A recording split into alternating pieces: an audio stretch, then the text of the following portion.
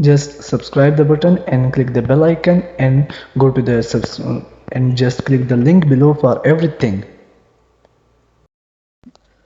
Now I show to you how to do, for example, voice problem or video problem. For example, you go to your messages and here's many sometime people call you but don't receive it.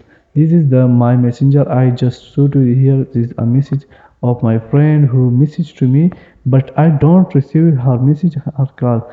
Due to what? Because I have not it is I have a Facebook. Okay, you open the Facebook, there is a messenger button. When you click it, these all messages come, but you cannot receive a call or video call. For this purpose, what you have to just get on the messenger. Okay, first you have to install it. Okay, after installing this will install and your problem will solve. If this is not your problem and you have already, then what can you do? You have to just click on the messenger app.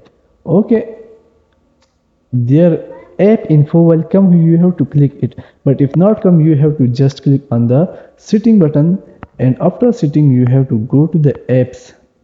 When you go to the apps, you have to find here in the app messenger. You have to go here and just click the messenger. This is the Facebook, but I showed you, you have to click the messenger and you have and clear cache. You have to clear cache data.